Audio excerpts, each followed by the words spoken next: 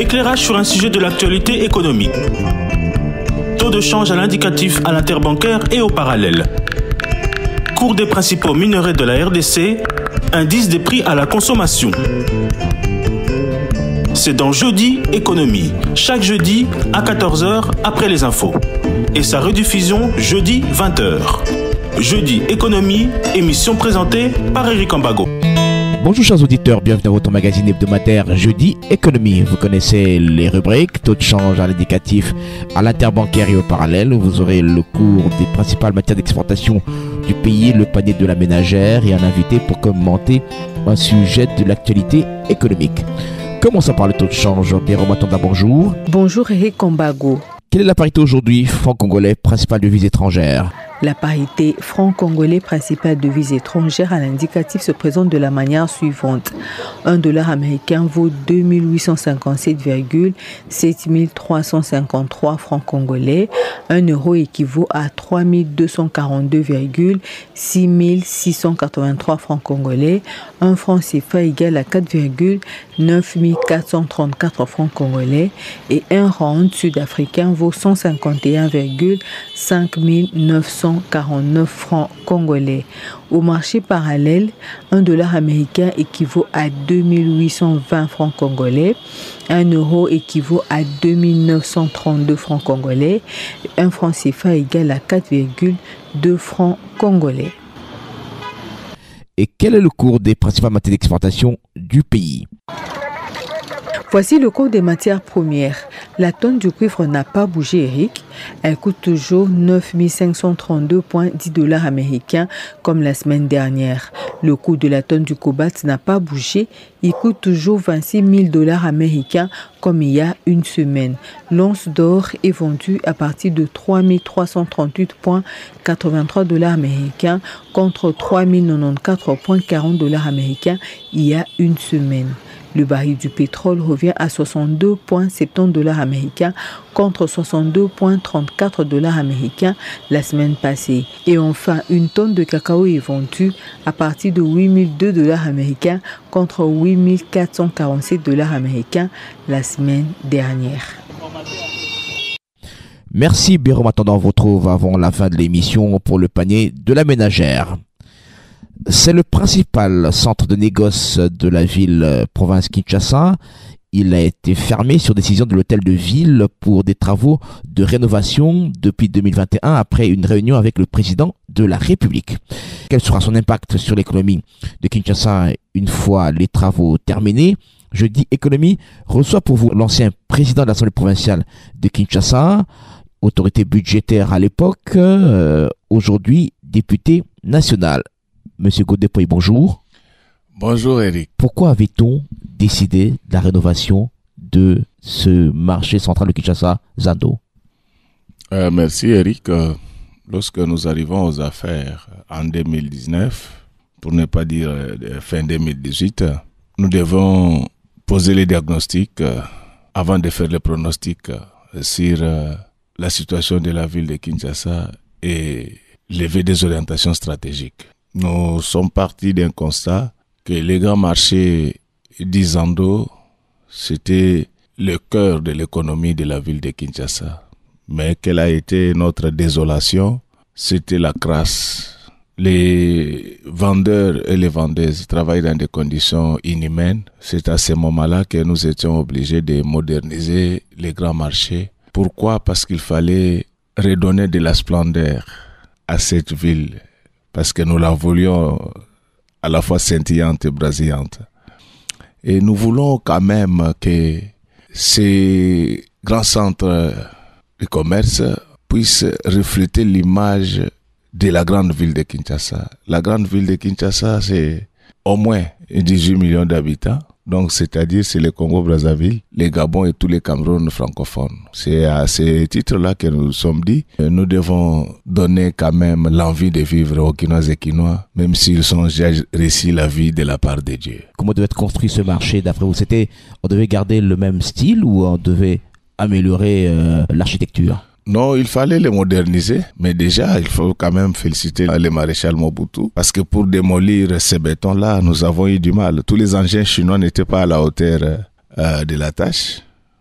On a dû chercher les engins qui devaient venir d'ailleurs, mais il fallait les moderniser et l'adapter aux réalités et aux exigences actuelles du commerce.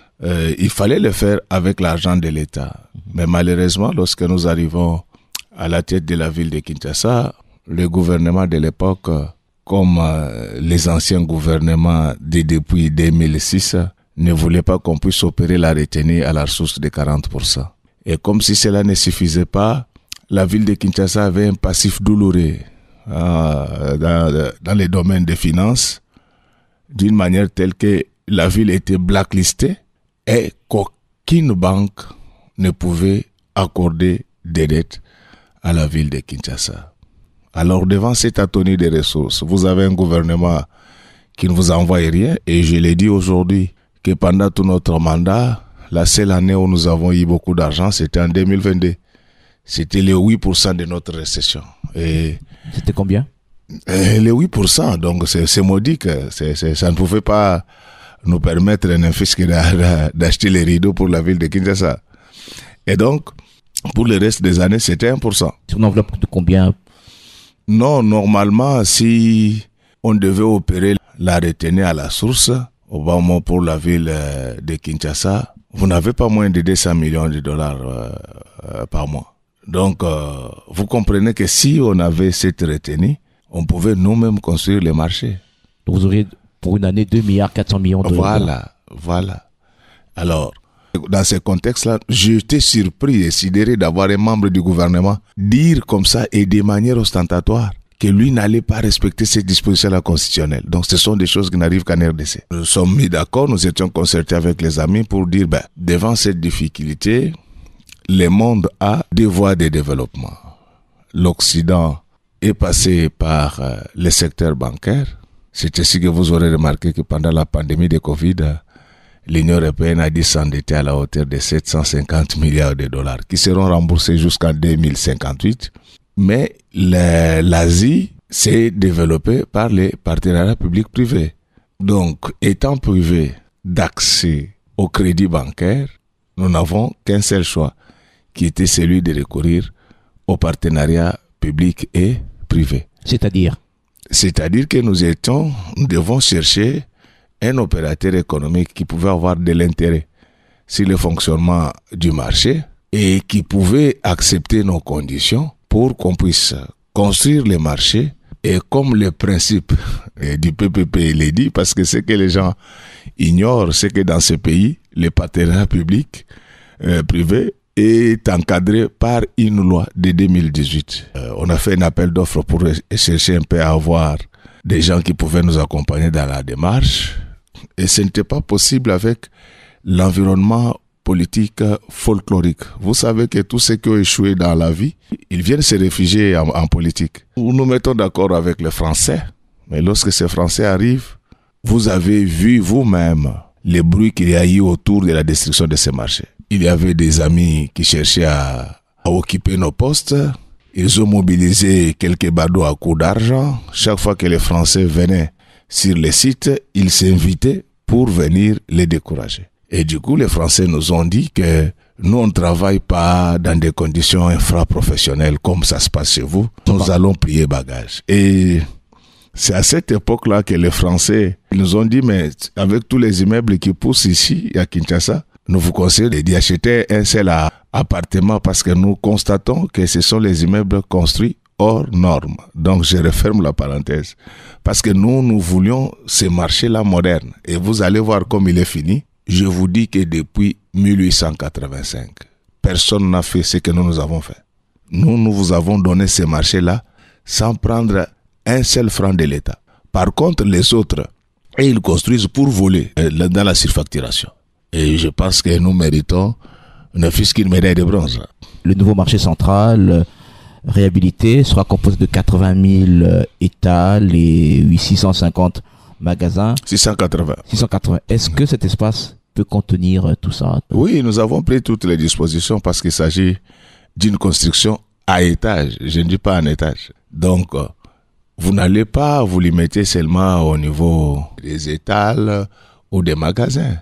Mais au-dessus, nous avons prévu ce qu'on appelle des carte food. C'est-à-dire qu'après le marché, après 21h, vous pouvez prendre votre femme, vos enfants, vous montez, il y a un balcon qui donne sur toute la ville. Et là, il y a des restaurants modernes. Il n'y aura plus de la manipulation manuelle et de l'argent à ce niveau-là. Donc, tel que nous l'avons conçu, on va distribuer des smartphones à toutes les vendeuses ainsi qu'à tous les vendeurs. Ça sera de la digitalisation avec une bande passante autonome, fourniture en énergie électrique autonome, fourniture en eau potable autonome. On paiera, les clients ne paieront pas par cash, ils doivent amener leur téléphone? Non, oui, nous ne voulons plus de cette, tel que nous avons conçu cette affaire. C'est pourquoi je vous dis que les Zando, c'est ma deuxième femme. Je ne laisserai personne jouer avec ça. Je vous dis, si je n'étais pas pasteur, j'allais utiliser tous les moyens à ma disposition pour faire respecter ce projet. Comme je suis pasteur, je vais me limiter seulement aux moyens des droits. Professeur, vous dites... Parce que les gens ne comprennent pas qu'à force de frustrer des gens injustement, on pousse les gens à développer des réflexes contraires. Quel était le coût des travaux? Bon, dans l'ensemble, c'est autour de 60 millions de dollars. Vous aviez prévu le retour des vendeurs? Mais c'est ça mon combat. Pourquoi cette broutille a instrumentalisé quelques ONG à mal d'argent, quelques journaliers contre nous? C'est parce que j'ai écrit au président de la République pour lui demander d'intervenir afin qu'on puisse ouvrir les marchés. Et la bonne nouvelle, ça, j'annonce ça à la population, le chef de l'État a envoyé son service de veille stratégique qui est venu vérifier les faits. Et bientôt, le grand marché sera ouvert pour le grand bonheur de la population. Le moment vient, et il est très proche, où il y aura de vrais audits dans ces pays. Tous ces gens qui volent l'argent de l'État, les immeubles qu'ils achètent, ça deviendra des cas militaires. Alors, promis pour être achevé avant les élections de 2023, ça n'a pas été le cas. Qu'est-ce qui s'est passé? Oui, ce qui s'était passé, c'est qu'avec la pandémie de Covid, toutes les activités étaient en berne sur le plan international. Donc, les travaux de finition exigeaient du matériel qui devait venir de l'étranger, et c'est pour cela qu'on avait pris du retard.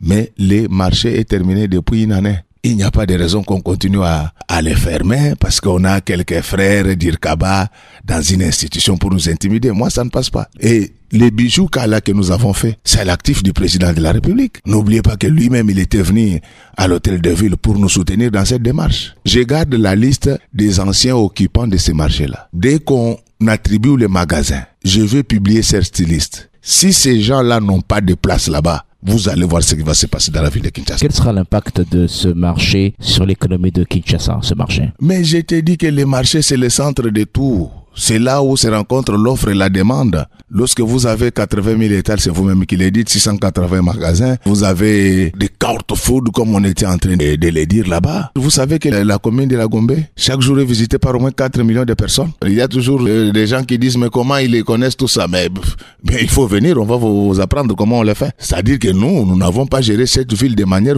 robotique comme les autres. Je ne dis pas que nous sommes plus intelligents qu'eux, mais nous y avons mis de la méthode. Nous avons cherché à connaître le nombre d'administrations, le nombre d'entreprises, le nombre de sociétés qui se trouvent au niveau de la commune de la Gombe. Et de là, pour de bonnes personnes qui ont ne fût-ce que le minimum de gigotes. Mais ils savent vous dire à peu près quelle est la population qui fréquente la commune de la Gombe. Et alors, lorsqu'on rouvre les marchés, si toutes ces personnes-là ne déboursent que $2 pour leur transport, en aller comme en retour, vous allez vous retrouver au moins avec 8 millions de dollars en circulation rien que pour les transports. Mais quand on va entrer dans les transactions, alors, et nous faisons tout ça pour que quelques voleurs viennent donner ces magasins à leurs copines. Qu'ils aillent voler là, l'argent de l'État là où on ne les sanctionne pas. Mais c'est lui qui va toucher au grand marché. Pour moi, c'est une question de vie ou de mort. Les travaux ont été confiés à l'entreprise Sogema avec un financement Sofibank. Est-ce que vous avez suivi de près ce montage financier? Vous avez suivi de près et vous l'avez autorisé? On n'a même pas besoin de suivre, c'est nous qui autorisons.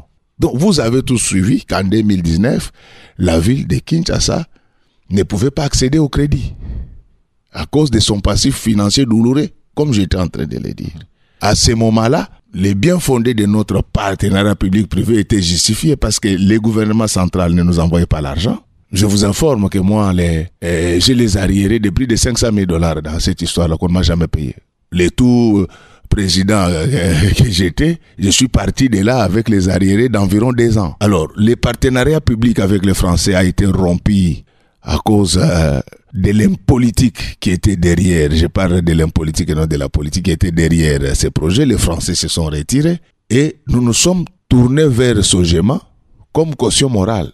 Donc c'est Sogema qui emprunte à Sofibank. Donc c'est Sogema qui s'est endetté auprès de Sofibank et c'est à Sogema celle qu'on réclame les intérêts dans le cadre de cette opération. J'ai l'autorité de le dire. Mais pourquoi vous dites partenariat public-privé lorsque c'est Sogema qui se présente comme garantie et emprunte? Les risques, c'est Sogema qui va... C'est Sogema, c'est ça l'intelligence qu'il y a derrière cette ingénierie financière. En quoi c'est partenariat public-privé? L'État gagne quoi? C'est comme si c'était un marché de Sogema.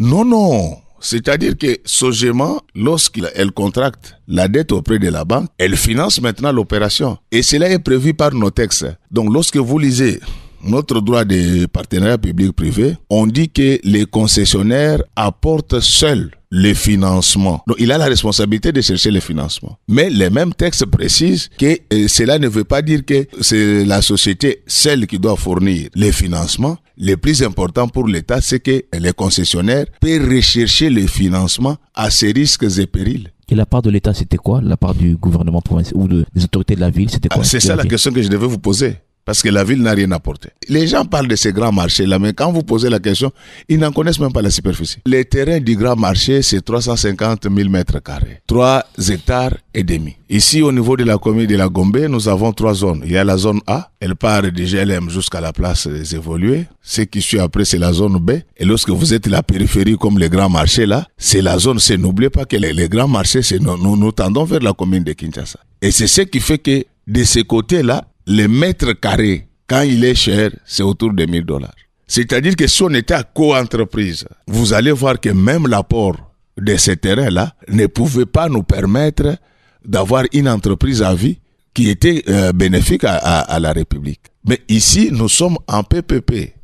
Et je voudrais, si vous autorisez, qu'on lise les textes. Donc, je voulais un peu qu'on lise l'article 65, c'est la loi de PPP de 2018. De 2018, je ne vais pas les citer de mémoire, je vais les lire.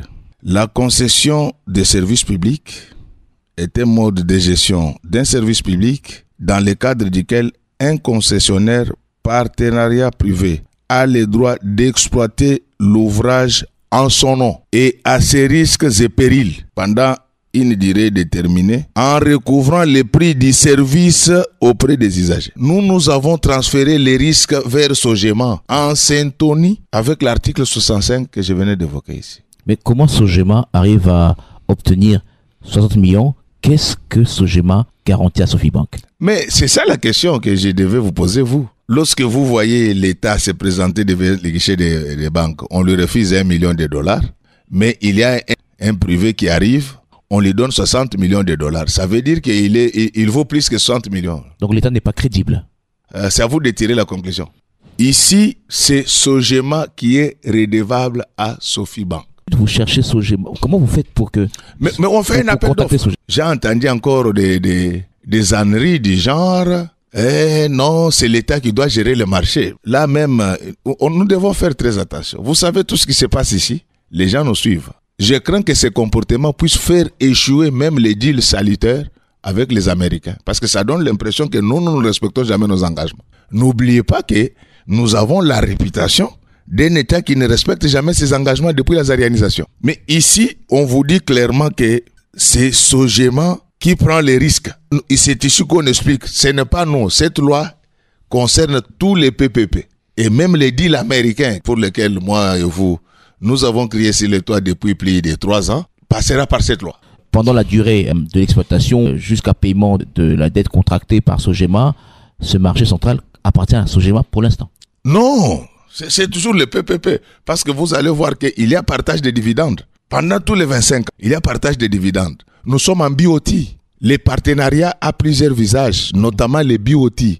On dit Build, Operate and Transfer. On dit la durée est de 25 ans. Mais qu'est-ce que vous en savez? Est-ce qu'il y a des études préalables? Mais quelle est cette banque qui peut vous donner un crédit? si vous n'avez pas présenté votre business plan. Il n'y a pas meilleure étude que les business plans et les business models. Vous savez, avant que nous puissions construire ces grands marchés, vous savez combien la ville de Kinshasa gagnait dans ces marchés-là? Combien? $300 par mois. Donc, c'est-à-dire que chaque année, la ville de Kinshasa gagnait $18,000 sur cette affaire. Parce que les recettes mensuelles étaient de $3,000. On retenait les 1 500 pour le fonctionnement du marché. Les 150 qui restaient, l'ancien concessionnaire prenait 750. Les 750 qui restaient, il payait les taxes et les $300 revenaient au grand marché. Ce qui était anormal. Non, c'est à vous de juger ce que nous avons fait. Mais nous vous amenons ici un projet, là où vous gagnez $18,000 difficilement. Par an. Mais nous vous amenons un projet qui peut vous permettre de gagner au moins, au bas mot, $200,000 par an. J'ai dit bien au moins. $200,000 par an. Oui, donc entre $18,000 et au moins, je ne dis pas 200 000. Qu'est-ce qui est avantageux pour la ville? Et ces gens-là qui ont dépensé leurs $60 millions, s'ils prenaient les 60 millions-là, on mettait ça dans un compte bloqué pendant 25 ans. Vous savez ce qu'ils allaient gagner? Donc, ces gens ont apporté $60 millions que le gouvernement n'a jamais donné. Le gouvernement central n'a jamais donné cet argent à la ville de Kinshasa. Pourtant, le gouvernement pouvait bien. Ils pouvaient bien, mais ils ont refusé.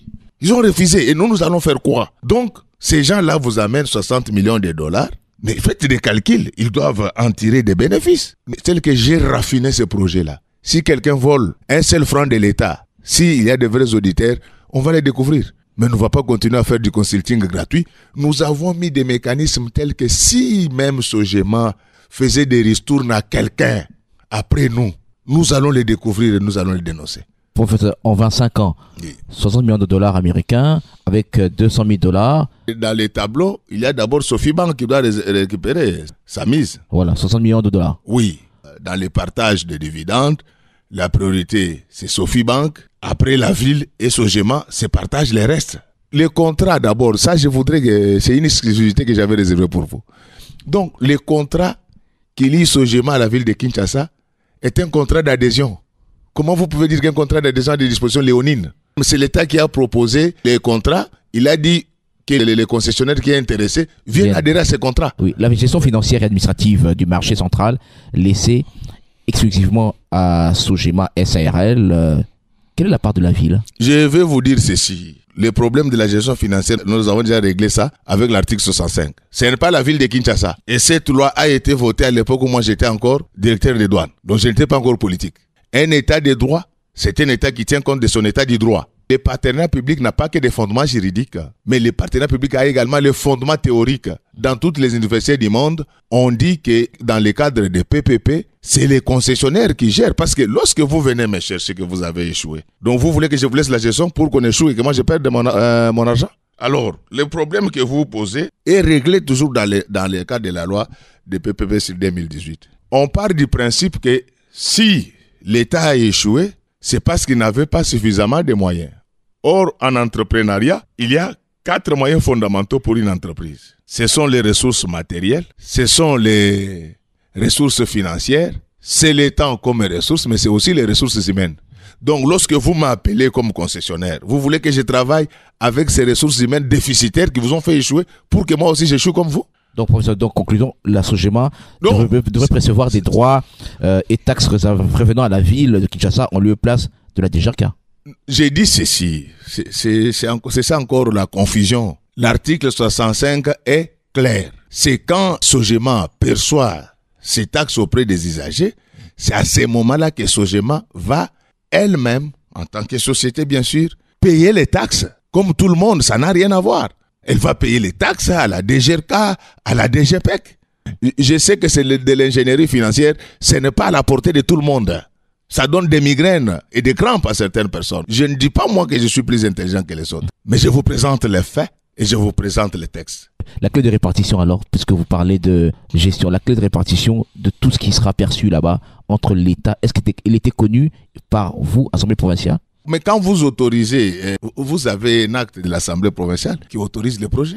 Et ça, ce n'est pas le président seul, c'est passé à la plénière. On octroie à Sogema un allègement fiscal de 15% de l'impôt sur le bénéfice réalisé pendant les 3 premières années de l'exploitation Est-ce qu'il y a eu analyse économique République démocratique du Congo, toute entreprise qui vient de s'installer, au regard de notre code des investissements, bénéficie au moins de 3 ans de défiscalisation.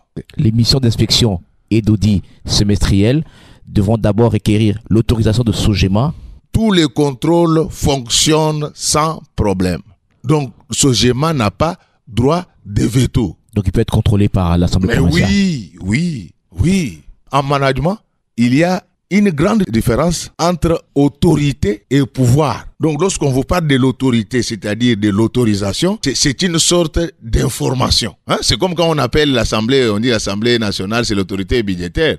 Donc, l'Assemblée nationale n'a pas le pouvoir de modifier des lignes budgétaires sans associer le gouvernement. Donc, ce sont des concepts. On ne dit pas que le SOGEMA a le pouvoir de s'opposer au contrôle. On dit oui, il y a l'autorisation. Et nous sommes dans le domaine managérial. Donc, à l'achèvement des travaux de construction du marché, les biens, meubles et les matériaux deviennent propriété de SOGEMA, SRL, bien qu'acquis avec le financement du projet garanti par la ville de Kinshasa. Comment vous l'expliquez? La vérité, c'est qu'à la fin des travaux, le tout va revenir à la ville de Kinshasa. Et je voulais vous dire que la durée de 25 ans ne viole pas la loi. Le principe d'un PPP, c'est la longue durée. Et d'ailleurs, je vous informe que la loi même prévoit que à l'expiration, je ne dis pas que ça sera on peut renouveler. Non, on peut prolonger de 5 ans. Okay. Mais seulement ce que je voulais vous donner comme information, c'est que ce que nous avons fait, la Chine vient de faire avec le Sri Lanka. La durée de 99 ans. Entre 25 et 99, qu'est-ce qui est plus grave? Donc ce n'est pas un contrat léonin? Non, rien à voir. Ce n'est pas un contrat léonin parce qu'il s'agit d'un contrat d'adhésion. Vous n'avez rien gagné dans ce contrat PVP? Vous n'avez rien gagné? Rien. Rien en tant qu'individu.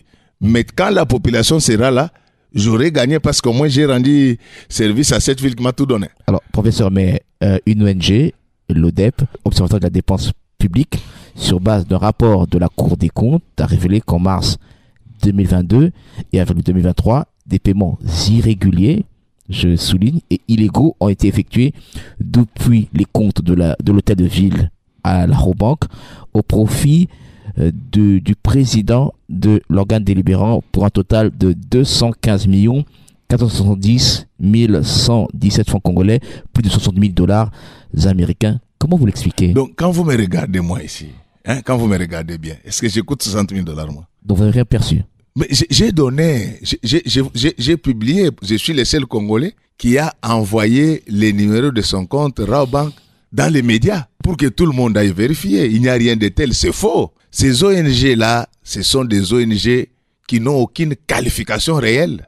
Mais qui font des analyses sérieuses sur la situation du pays. Vous-même aussi, vous les avez acclamés. Vous avez acclamé une fois leurs analyses, professeur. En aucun moment. Ce sont elles que vous avez induit en erreur en disant que les dépassements militaires étaient une faute de gestion. Nous avons corrigé. Les rapports-là, ils entrent dans des bureaux où on leur donne un peu de prébendes, aller vilipender tel. Mais c'est la Cour des comptes. Ils s'appuient sur la Cour des comptes. Une Cour des comptes des cons.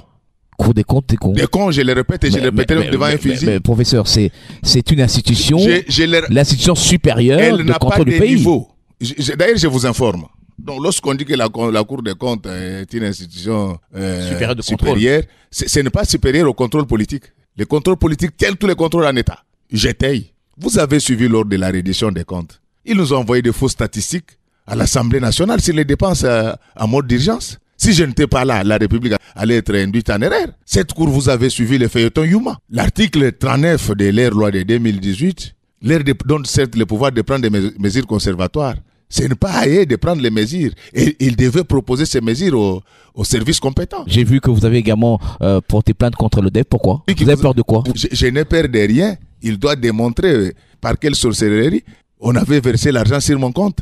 Mais ils ont menti. Mais pourquoi vous n'avez pas porté plainte contre la Cour des comptes? C'est la Cour des comptes qui a sorti ce rapport. Mais vous ne comprenez pas. La Cour des comptes n'a pas signé le communiqué. C'est après, quand on va instruire, on va inviter les responsables de la Cour des comptes. Vous avez le temps de parler avec la Cour des comptes après cette révélation? Pour quelle raison? Ce sont les gens qui traînent des casseroles qui peuvent le faire. Mais je suis clean.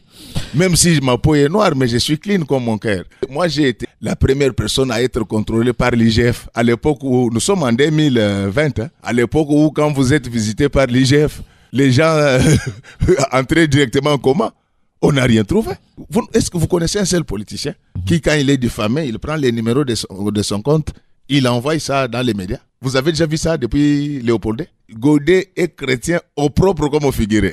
Tokoloba mokuti na lingala o tolobi na mokusi peza Zando ezaki projet bino boko initié qui tango zalaki na assemblée provinciale ya Kinshasa bo initié qui projet wana mosole utaki wapi pe bosala ki mpona nini? Merci beaucoup ndeko Eric.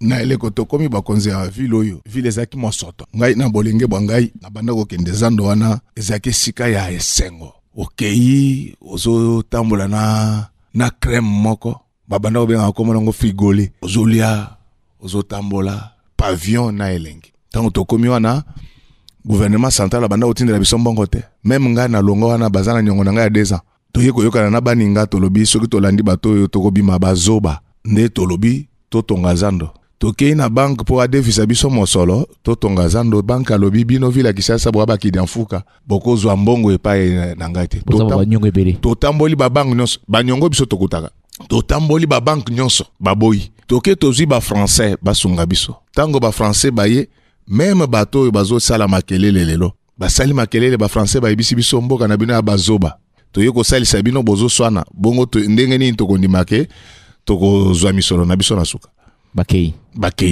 wana nga na sina laki bato ke Zando ezoya tango bango bakei toye kosala appel d'offre tokwei na ndeko o société moko komona ngo Sogema nde azwi nyongo na ye na banque kosenga nyongo na ye obele na Sogema makambo na bango etali biso te.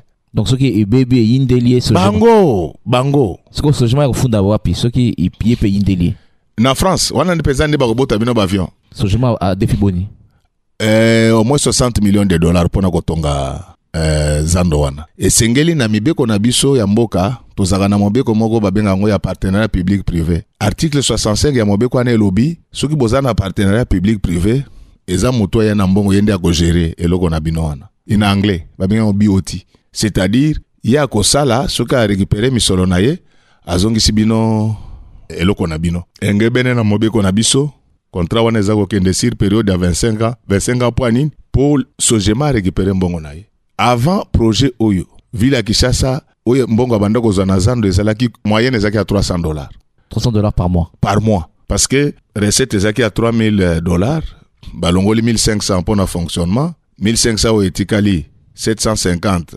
concessionnaire ya liboso azui 750 nde bafuti ba taxe DGRK DGPEC nyonso wana ba rapport ezali moyenne ezalaki à $300 donc c'est-à-dire que par an ville abanda gagné obele $18000 mais na projet otoye nango ville soka gagné moke par an ekozala $200,000 moto akosa bino te ke o bakonzi akala batiaki ba makambo na kati po bango bazwaka misolo d'abord biso toboka mandengo wana te e modèle na kalinga eloko wana moto akoyiba ta 1 franc na projet wana na okangai siko Sogema ndi mutu ako diriger marché ako pona bato na ye mbongo nyonso to ya ba publicité nyonso yem ta kozwa ngo ezala ndenge ni nazo tuna yo boye yo ozalaki na société na yo ekufi parce que ozaki na mbongo te ozaki pe na bato mayele te tango oke kozwa motu po ya yesa yo misolo okondima sala kana bato bazaki mayele te wana sauf que bandeko na biso banda ko sala kuna na biteke bazaka mayele te mibeko prévoir que soki baza na capacité intellectuelle oyo concessionnaire a Sogema ko sepela nango te bakolonga musala te l'état ko affecté bango epa Yesus makelele oyo ki batindi bato bafinga ngai epa na epai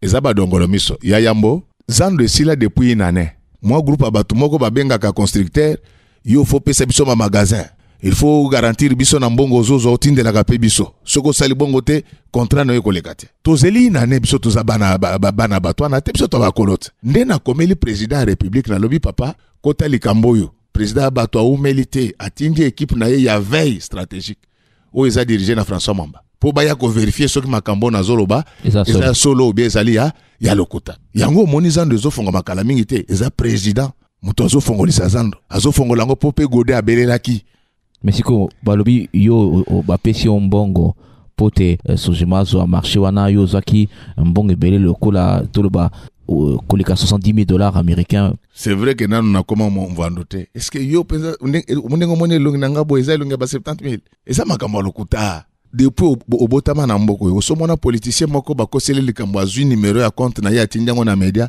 alobi moto nyonso akende vérifier et ça makambo lokuta d'ailleurs moto akoma ki bikoma koma wana na traduire en justice po ya kolakisa biso mbongo ngo moyibiti nga naza na liste ya batu nyonso bazaka na zando bitumbo nazo bunda parce que ba mikonzi balingi bazwa ba bisika na bango ba pesa ba makango na bango lokola nga na telemeli bango yango bazako luka ba ONG o ya bifafa oyo na cour de compte o ya bololé cour de compte situé à l'état ils ont finga cour ils ont finga teza qualificatif nga na finga kate donc bololé c'est-à-dire moto amayele te cour de compte nazolo bango pamba te cour de compte wana misala na apesa ka milinga na assemblée nationale atindela kibiso ba rapport à lokuta sur ba dépenses en mode d'urgence kaka nga yo moto na kanga bango bakosi 48% zoka ndezaka 18%.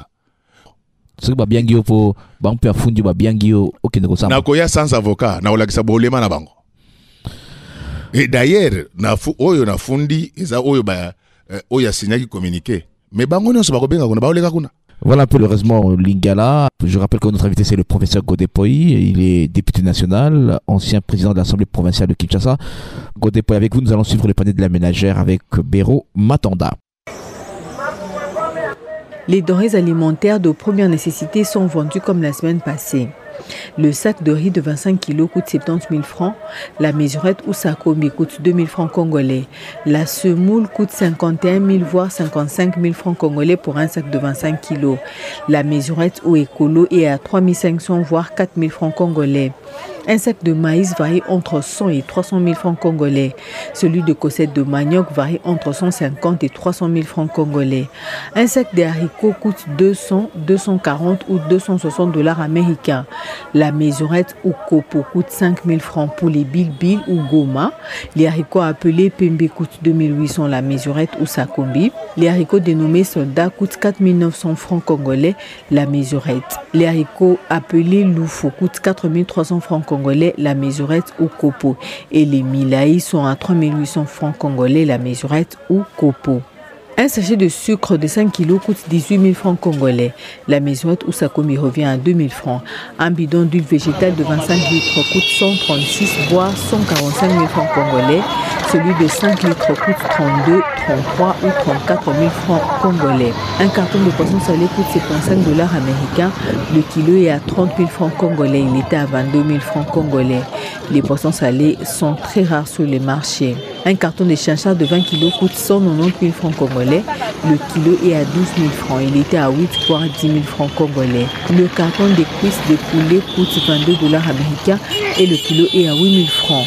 Un carton de poulet sans emballage coûte 28 dollars américains. Un poulet est vendu à 13 500 francs congolais, mais ce sera le poids. Un carton de tripes coûte actuellement 28 dollars américains. Il était à 25 dollars américains. Le kilo est à 12 000 francs congolais. Une botte d'oseille coûte 1 000 francs. Celle de feuilles de manioc coûte 5 000 francs congolais. Celle des épinards coûte 3 000 francs. Les amarantes aussi coûtent 3 000 francs la botte. Les feuilles de patates douces coûtent 2 000 francs congolais la botte. Un chou paumé varie entre 2 000 et 10 000 francs congolais. Un tas de fumba ou feuilles mijotées coûte 2 000 francs congolais. Un tas de bananes plantains varie entre 3 000 et 10 000 francs. Un oignon coûte 200, 500 voire 1000 francs. Le filet est vendu à partir de 35 000 francs congolais. Une gousse d'ail varie entre 100 et 500 francs congolais. Le filet coûte 80 000 francs congolais. Une tomate fruitée coûte 500 francs. Un tas de poivrons coûte 2 000, 3 000 ou 5 000 francs congolais. Une botte de ciboulettes ou ndembi varie entre 1 000 et 5 000 francs. Une chikwang appelée bateke est vendue à 1 000, 1 500 ou 2 000 francs congolais. Une mandarine coûte 500 francs. Une orange coûte aussi 500 francs congolais. Un pain se vend à partir de 500 francs congolais. Merci Bermaton, on vous retrouve la semaine prochaine avec vos différentes rubriques. Alors professeur, rapidement, on amorce l'atterrissage. Quelques questions avant de nous séparer. Au cours d'un briefing, le vice-premier ministre de l'économie a fait savoir que l'augmentation de la consommation des produits pétroliers frôle aujourd'hui les 50% à travers le pays après la baisse du prix. C'est logique? Bon, d'abord, la baisse des prix des produits pétroliers, ce n'est pas un effort congolais. C'est une situation mondiale. Les prix du baril a baissé dans tous les pays du monde. Et la stabilité du cadre macroéconomique qui se justifie par notamment la stabilité du taux de change et celle des prix des biens de grande consommation. C'est une stabilité artificielle. C'est un maquillage de chiffres. Ceux qui font cela, ils nous exposent aux sanctions du Fonds monétaire. Vous pouvez dire que vous avez stabilisé la monnaie? Vous savez que les agents de la DGI, ça fait 3 mois qu'ils n'ont jamais été payés. Votre rubrique au panier de la ménagère. Vous avez suivi la baisse des prix qu'on vous raconte là? C'est le maquillage des chiffres, c'est un gros risque. Donc c'est une stabilité artificielle. Congo Airways n'a plus d'avion. Je vous avais prévenu, mais la bonne nouvelle, c'est que j'ai initié des propositions de loi qui vont permettre bientôt à la RDC, si les gens appliquent ça bien, on aura au moins une 20aine d'avions en leasing sans débourser les moindres francs. Donc, ça s'appelle la godimpoisation de l'économie. Les inondations à Kinshasa, qu'est-ce qu'il faut finalement pour éviter ces inondations, professeur? Ce sont des choses qu'on pouvait éviter. Il y a 3 raisons en fait qui justifient les inondations dans la ville de Kinshasa. C'est d'abord l'urbanisation sauvage, ce sont les tirages des rivières mal faites et c'est également la mauvaise gestion des déchets solides. Okay. Il faut faire le curage des rivières, mais en touchant les radiers, j'insiste, pas tel qu'on est en train de le faire là. Il faut associer à l'OVD pour la surveillance des travaux. À l'époque où j'étais là, j'avais bloqué les constructions anarchiques qu'il y avait au bord du fleuve. Mais aujourd'hui, le fleuve est envahi. J'alerte que dans 10 ans, il n'y aura pas d'eau potable si on ne détruit pas ces constructions anarchiques. Et les bémols, c'est que pour démolir, il faut quand même l'implication du gouvernement central. Je rappelle que notre invité, c'était le professeur Godé-Poï, député national, ancien président de l'Assemblée provinciale de Kinshasa. Professeur, merci d'avoir répondu à l'invitation de Jeudi Économie. Non, je vous remercie et je salue vos auditeurs. Je les aime beaucoup. Merci de m'avoir donné cette opportunité. Ce n'est pas moi qui ai demandé l'émission, c'est vous-même. Donc moi, je ne réponds pas aux gens parce que rien de bon ne vient de l'enfer. Je pense que je ne dis pas que je suis plus intelligent que les autres. Je demande à tous ceux qui veulent connaître l'ingénierie financière, s'ils n'ont pas le courage de nous aborder, qu'ils aillent voir l'inspecteur général chef de service, Gilles Alinguete, qui a eu à travailler avec nous sur ces dossiers pendant 2 ans. Merci à Miguel Menel, le réalisateur. Merci à vous, chers auditeurs, pour suivre cette émission sur notre page Facebook. Jeudi Économie avec Eric Kambagou. À très bientôt.